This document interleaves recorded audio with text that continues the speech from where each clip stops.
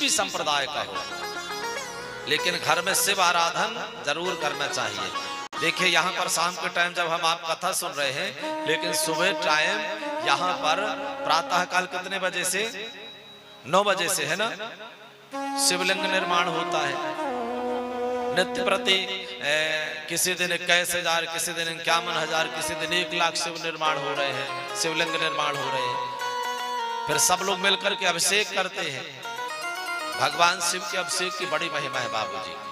पार्थिव शिवलिंग किया जाए, पारद शिवलिंग का अभिषेक किया जाए, संसार की सारी कामनाएं पूर्ण होती हैं। अच्छा, भगवान शिव ही एक ऐसे हैं जिनको औघड़ दानी कहा है। देते समय ये नहीं सोचते, कोई कंजूसी नहीं, जितना मांगा ले लो आंख बंद करके।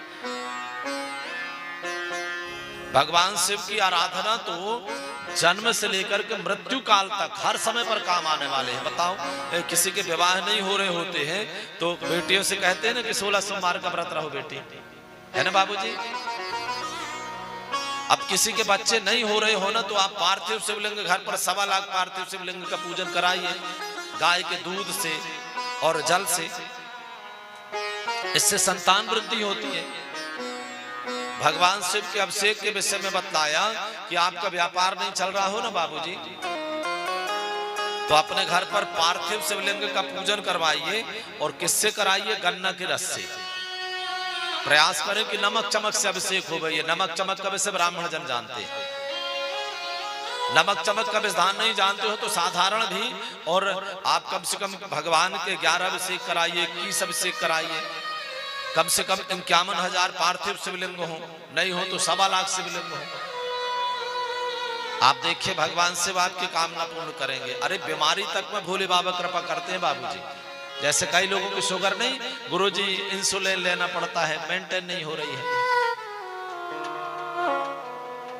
हमारे शास्त्र कहते हैं आप ऐसी अवस्था में पार्थिव शिवलिंग का अभिषेक शहद से करिए। किससे करें? शहद से। अब ये नहीं कि आपने एक दिन किया गुरुजी, एक दिन की आराम नहीं मिला, आप सेवा प्रारंभ तो करें। जैसे माई बाप आयुर्वेदिक जो औषधि है, आयुर्वेदिक दवाई, उनका थोड़ी देर से आराम मिलता है, लेकिन पूर्ण काले का आराम मिलता है, जड़ से बीमारी खत्म होती है। ऐसे भगवान शिव का आराधन जो है ये हमारे जड़ से बीमारियों को दूर करता है।